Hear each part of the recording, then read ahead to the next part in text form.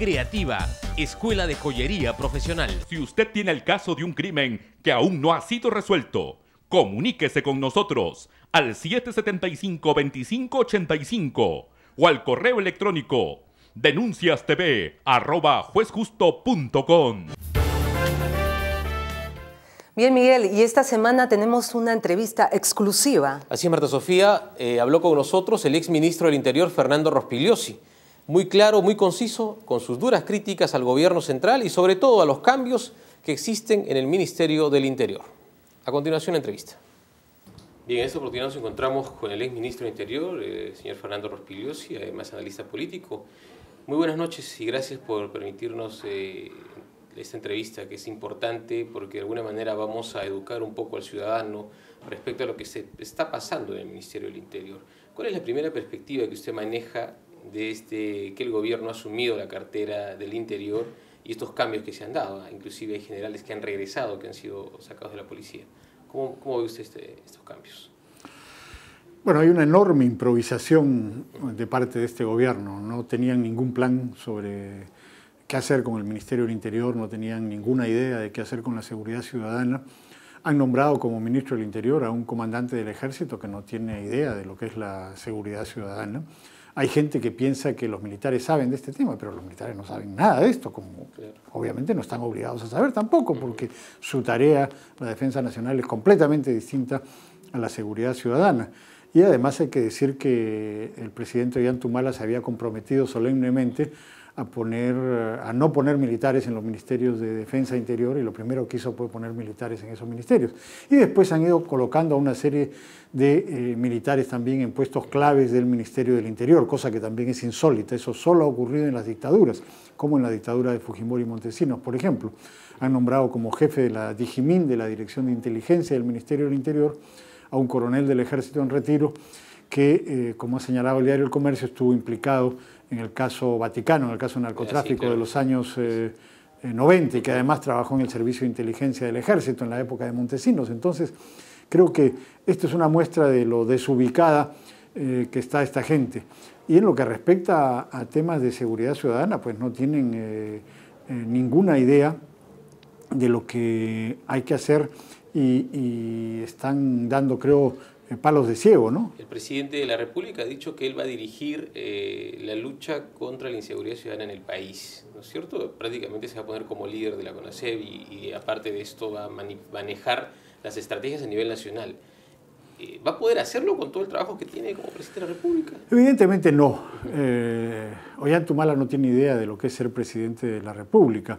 El presidente de la República tiene que ocuparse de los grandes problemas y naturalmente si hay un problema importante en seguridad ciudadana, él podría dar su apoyo, su respaldo y poner especial interés en este tema, pero eso de que presida el Consejo Nacional de Seguridad Ciudadana es imposible, no puede hacerlo, además la ley lo prohíbe, el presidente no puede dirigir ningún organismo sectorial, para eso están los ministros. El Consejo Nacional de Seguridad Ciudadana se creó como parte de la reforma policial el año 2002, para juntar a los diversos sectores, para que no solamente la tarea quede en manos del Ministerio del Interior, sino también que se incorpore el Poder Judicial, la Fiscalía, los gobiernos locales, regionales, en fin, y para que haya no solamente un Consejo Nacional, sino consejos regionales, consejos municipales, consejos distritales y provinciales, ¿no? Para que las cosas funcionen desde abajo.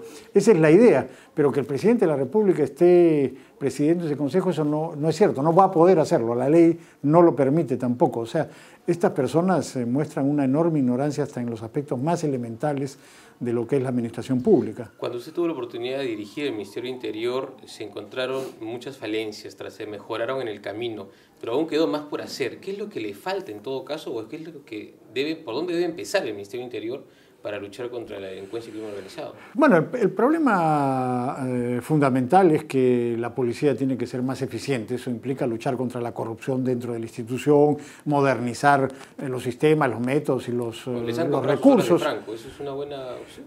Es una buena opción, pero es simplemente transitorio. Eso es hasta el 31 de diciembre. O sea, lo que hay que hacer es volver a lo que había antes y lo que hay en todas las policías del mundo, que las policías trabajan en un horario de tiempo completo y no están privatizados la mitad de su tiempo, pero eso no lo están haciendo ahora, simplemente están comprando días de Franco y además han dicho que van a pasar 13.000 policías con Díaz de Franco a prestar servicio. ¿Pero de dónde salen?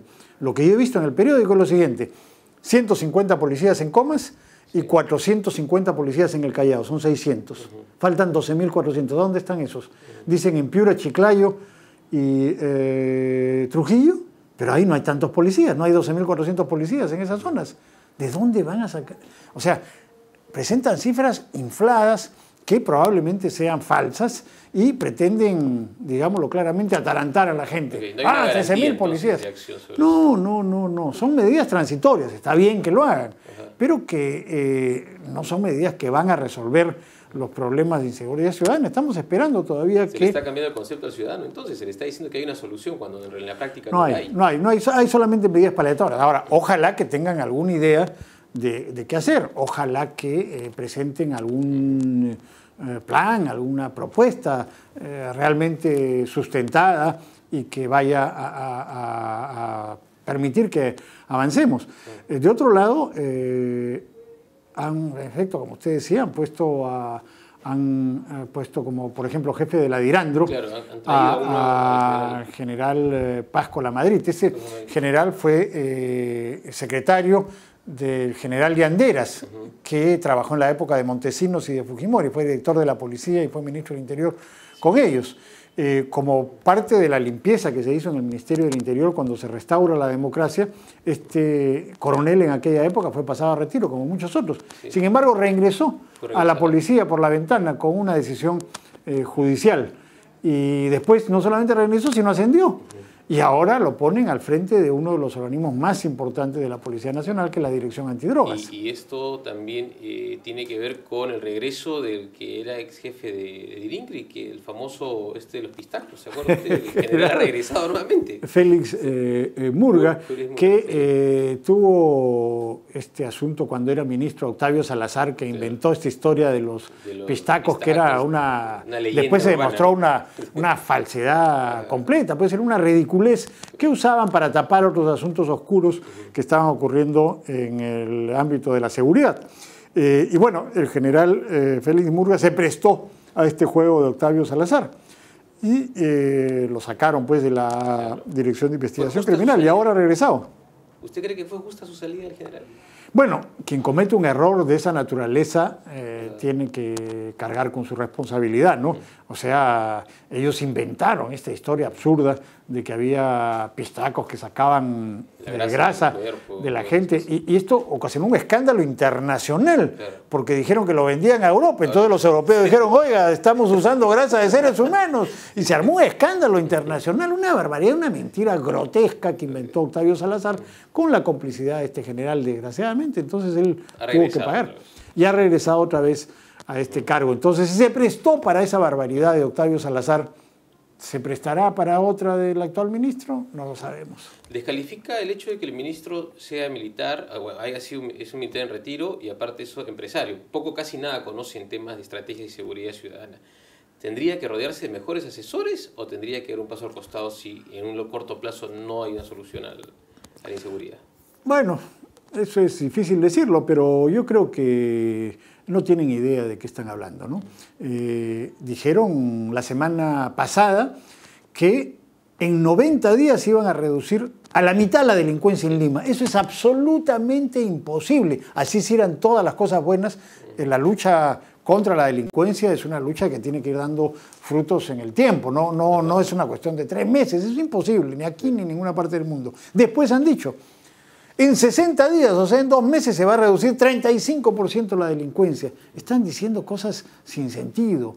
O sea, ojalá que hagan algo, pero eso da resultados a lo largo del tiempo, de los meses, de los años. Nadie puede reducir la delincuencia en tan corto tiempo.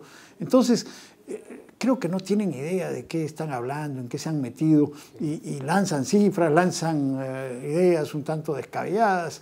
Bueno, es muy lamentable porque quienes pagamos el pato de todo esto somos nosotros los ciudadanos de a pie, que estamos expuestos a cualquier cosa, ¿no? Y que además se cree que sí, efectivamente se está combatiendo la delincuencia cuando en realidad no es así. El hecho de que ahora se le quite a la policía el erradicar el cultivo de hoja de coca, ¿cómo nos deja a nivel internacional? Bueno, sobre todo nos deja muy mal a nivel nacional, porque lo que va a crecer es el narcotráfico, y ya sabemos que el narcotráfico genera corrupción, genera violencia y genera delincuencia. Una de las fuentes de la delincuencia y de la inseguridad que vivimos es precisamente el narcotráfico. Y este gobierno, en lugar de combatir el narcotráfico, le está dando cancha libre al decir que sigan sembrando coca que va sin duda alguna al narcotráfico. O sea, alrededor del 96 o 97% de la coca del Perú va al narcotráfico, no hay duda de eso. ¿El ciudadano cree de que el ejército también está obligado a combatir el narcotráfico? Cosa que lo han desmentido en base a un decreto de ley que existe, que solo la policía puede intervenir y ejecutar este tipo de lucha. ¿Eso es correcto? O sea, el ejército estaría finalmente en nada prácticamente, en el Bray y otras zonas. Bueno, el ejército fue autorizado a combatir el narcotráfico en la época de Montesinos.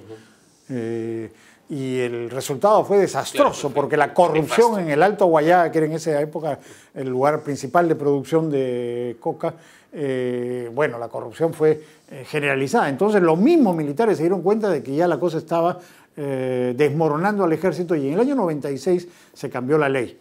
Entonces, las Fuerzas Armadas no están autorizadas a combatir el narcotráfico. Sin embargo, en el gobierno de Alan García han entrado en el BRAE y, sobre pretexto de combatir al terrorismo, están involucradas también en asuntos de narcotráfico, y eso está originando enorme corrupción. Incluso ha habido la denuncia que no solamente cobran cupos a los narcotraficantes, sino que le venden la gasolina de los helicópteros para fabricar pasta básica de cocaína. Protegen sus pistas de aterrizaje clandestinas. Así es. Bueno, eso ya se veía venir. Entonces es muy peligroso que el ejército se involucre en asuntos de narcotráfico. Las Fuerzas Armadas deben salir de este tema. Ese es un asunto policial. Además que, como es evidente, también los militares no están capacitados para eso. Claro. La lucha contra el narcotráfico es investigación criminal, no es disparar con los fusiles, no. Es investigación, es inteligencia, es seguimiento, cosa para lo cual está preparada la policía y no las Fuerzas Armadas. Grave error entonces del gobierno, porque de alguna manera, por un lado, se trata de combatir el crimen organizado y combatir la inseguridad que existe en el país, por otro lado, les da carta libre. Así es, yo creo que hay muchas contradicciones en lo que está haciendo este gobierno. Yo creo que esperemos que la rectifiquen. Han transcurrido apenas poco más de 2 semanas, sí, y ya se están notando clamorosos errores, improvisación, nombran funcionarios, salen los funcionarios, no duran a veces ni un día, a veces duran una semana. Francamente, esto es muy preocupante.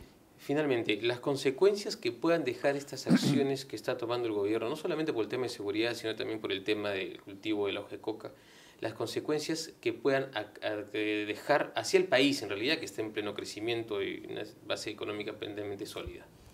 Bueno, las consecuencias pueden ser muy graves, ¿no? El narcotráfico es una de las principales amenazas a la seguridad del país, quizás la principal amenaza que tenemos hoy día, y si se le deja crecer, se le da carta libre y se le impulsa, como está haciendo con el cese de la erradicación.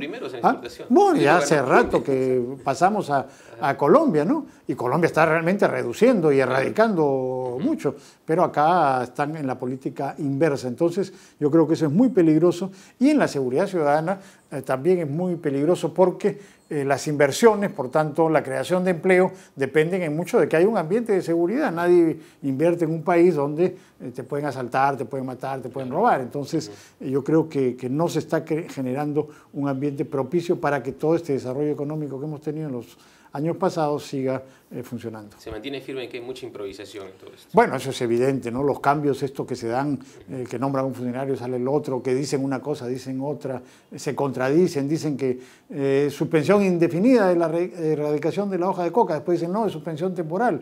Uno dice en una semana vamos a reiniciar, otro dice en un año. Bueno, no se sabe a dónde van, ¿no?